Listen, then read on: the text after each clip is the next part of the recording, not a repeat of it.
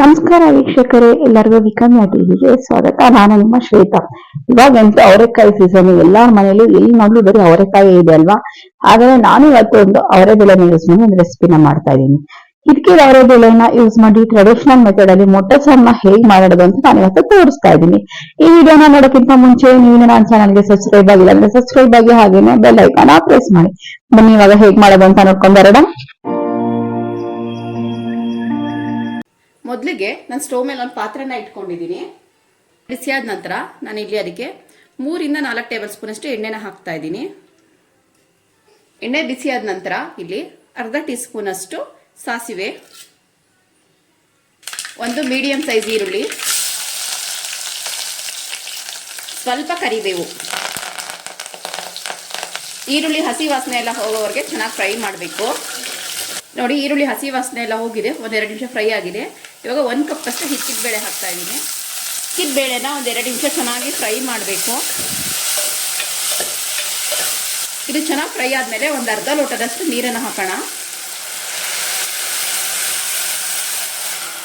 ನೋಡಿ, ಇದೀಗ ಒಂದು ಅರ್ಧ ಲೋಟದಷ್ಟು ನೀರನ್ನು ಹಾಕಿ ಒಂದ್ಸಲ ಚೆನ್ನಾಗಿ ಮಿಕ್ಸ್ ಮಾಡಿ ಇವಾಗ ಇದಕ್ಕೆ ಪ್ಲೇಟನ್ನು ಮುಚ್ಚಿ ಲೋ ಫ್ಲೇಮ್ನಲ್ಲಿ ಬೇಯಲಿಕ್ಕೆ ಬಿಡೋಣ. ಇದು ಬೇಯೋ ಅಷ್ಟರಲ್ಲಿ ನಾವೊಂದು ಮಸಾಲೆನ ರೆಡಿ ಮಾಡ್ಕೊಬರೋಣ. 2 ಸ್ಮಾಲ್ ಟೊಮೆಟೊ, 1 ಮೀಡಿಯಂ ಸೈಜ್ ಈರುಳ್ಳಿ, 5 ಬೆಳ್ಳುಳ್ಳಿ, 1 ಇಂಚಷ್ಟು ಶುಂಠಿ, ಸ್ವಲ್ಪ ಕೊತ್ತಂಬರಿ ಸೊಪ್ಪು, ಅರ್ಧ ಕಪ್ ಅಷ್ಟು ಹಸಿ ತೆಂಗಿನಕಾಯಿ ತುರಿ, 2 ಟೇಬಲ್ ಸ್ಪೂನ್ ಅಷ್ಟು ಸಾಂಬಾರ್ ಪುಡಿ,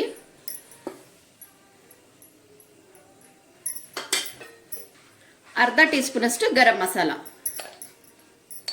ಇಷ್ಟನ್ನ ಹಾಕೊಂಡ ನಂತರ ಇದಕ್ಕೆ ಸ್ವಲ್ಪ ನೀರನ್ನ ಹಾಕಿ ನಾವು ನುಣ್ಣಗೆ ರುಬ್ಕೊಬರೋಣ. ನೋಡಿ, ಇವಾಗ ಒಂದು 2 ಮಿನಿಟ್ಸ್ ಆಗಿದೆ.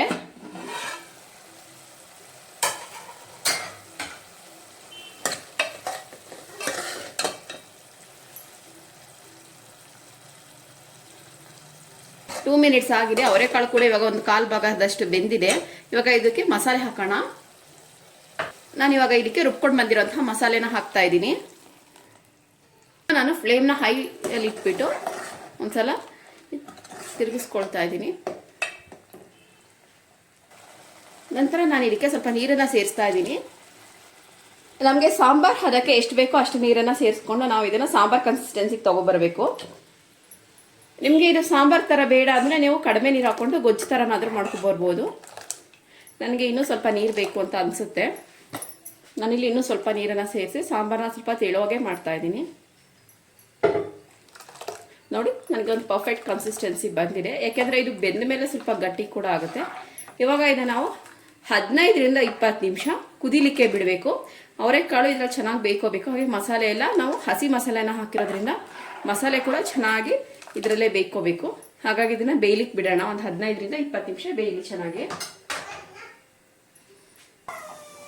ನೋಡಿ, ಇವಾಗ ಒಂದು 20 ಮಿನಿಟ್ಸ್ ಆಗಿದೆ. ಕಾಳು ಮತ್ತು ಮಸಾಲೆ ಎಲ್ಲ ಚೆನ್ನಾಗಿ ಬೆಂದಿದೆ. ನಾನಿವಾಗ ರುಚಿಗೆ ತಕ್ಕಷ್ಟು ಉಪ್ಪನ್ನ ಇವಾಗ ಸೇರಿಸ್ತಾ ಇದ್ದೀನಿ. 1 ರಿಂದ 1.5 ಟೇಬಲ್ ಸ್ಪೂನ್ ಅಷ್ಟು ಸಾಲ್ಟ್ ಇದೆ ಇದರಲ್ಲಿ. ನಿಮ್ಮ ಟೇಸ್ಟಿಗೆ ತಕ್ಕನಾಗೆ ನೀವು ಇದನ್ನು ಸಾಲ್ಟ್ನ ಅಡ್ಜಸ್ಟ್ ಮಾಡ್ಕೊಳ್ಳಿ. ಸಾಲ್ಟ್ ಹಾಕಿ 1-2 ನಿಮಿಷ ಚೆನ್ನಾಗಿ ಇದನ್ನು ತಿರುಗಿಸಿ ಇದಕ್ಕೆ ಸಾಲ್ಟ್ ಕರೆಕ್ಟಾಗಿದೆಯಾ ನೋಡಿ. ಇದೇ ಸ್ಟೇಜಲ್ಲಿ ನಾವು ಉಪ್ಪು, ಹುಳಿ, ಖಾರ ಏನೇ ಇದ್ರೂ ಇದೇ ಸ್ಟೇಜ್ನಲ್ಲಿ ನಾವು ಅಡ್ಜಸ್ಟ್ ಮಾಡಬೇಕಾಗುತ್ತೆ. ಇದಕ್ಕೆ ಮೊಟ್ಟೆನ ಹಾಕಿದ್ಮೇಲೆ ನಾವು ಇದನ್ನು ಕೈ ಆಡ್ಸೋಕೆ ಹೋಗಬಾರ್ದು. ಆವಾಗ ಏನಾಗುತ್ತೆ ಅಂದರೆ ಮೊಟ್ಟೆ ಎಲ್ಲ ಕಲಸೋದಂಗೆ ಆಗ್ಬಿಡುತ್ತೆ. ಸಾಕು ಅಂತ ಅನ್ನಿಸ್ತು. ನೆಕ್ಸ್ಟ್ ನಾನು ಇವಾಗ ಇದಕ್ಕೆ ಮೊಟ್ಟೆನ ಹಾಕ್ತಾ ಇದ್ದೀನಿ.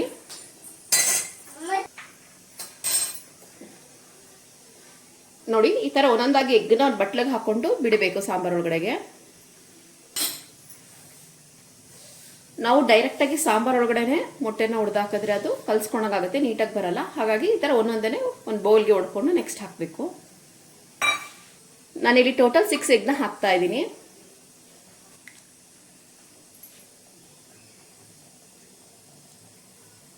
ನಾವಿಲ್ಲಿ ಕಂಪ್ಲೀಟ್ 6 ಮೊಟ್ಟೆಗಳನ್ನ ಹಾಕಿದ ನಂತರ ಇದನ್ನು ಇನ್ನೇನು ಸ್ಪೂನ್ ಏನೋ ಹಾಕ್ಬಾರ್ದು. ಇದಕ್ಕೆ ಹೀಗೆ ಒಂದು ಪ್ಲೇಟ್ನ ಮುಚ್ಚಿ ಒಂದು 10 ನಿಮಿಷ ಚೆನ್ನಾಗಿ ಬೇಯಲಿಕ್ಕೆ ಬಿಡಬೇಕು.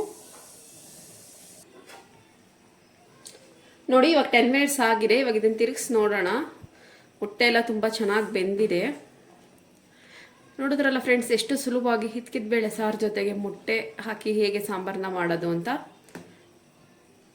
ನಿಮಗೂ ಕೂಡ ಈ ವಿಡಿಯೋ ಇಷ್ಟ ಆದರೆ ನಿಮ್ಮ ಫ್ರೆಂಡ್ಸ್ ಜೊತೆ ಎಲ್ಲ ಶೇರ್ ಮಾಡಿ. ನೀವು ಇನ್ನೂ ನನ್ನ ಚಾನಲ್ಗೆ ಸಬ್ಸ್ಕ್ರೈಬ್ ಆಗಿಲ್ಲ ಅಂದರೆ ದಯವಿಟ್ಟು ಸಬ್ಸ್ಕ್ರೈಬ್ ಆಗಿ.